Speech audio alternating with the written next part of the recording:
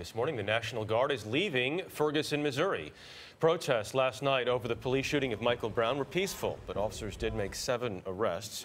Vladimir Duthiers is in Ferguson this morning, where a sense of calm is starting to set in now. Vladimir, good morning.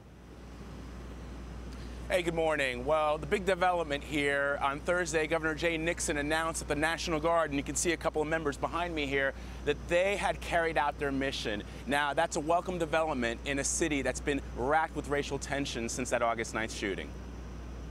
On a ride-along through the city of Ferguson, we asked Missouri Highway Patrol Captain Ron Johnson what he thought was contributing to the change of attitude here. The partnership between law enforcement and the leaders of this community continue to come together to not allow the agitators and that criminal element to define this community.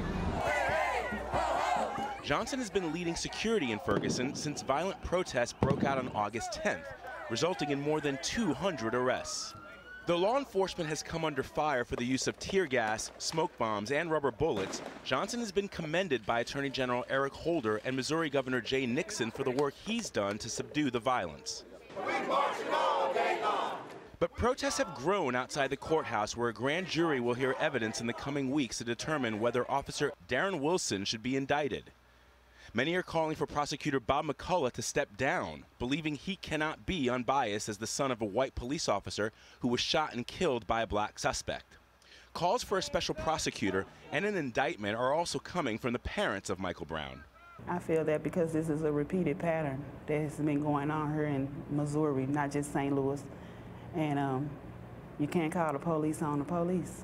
Leslie McSpadden and Michael Brown Sr. spent Thursday planning their son's funeral. The hardest part is he took my son away for nothing. My son had his hands up,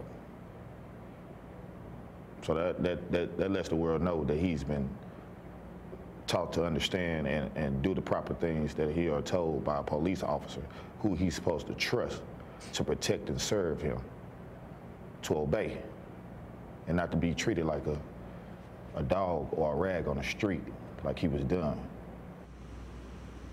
And what promises to be an incredibly sad day, Michael Brown's funeral is scheduled for Monday.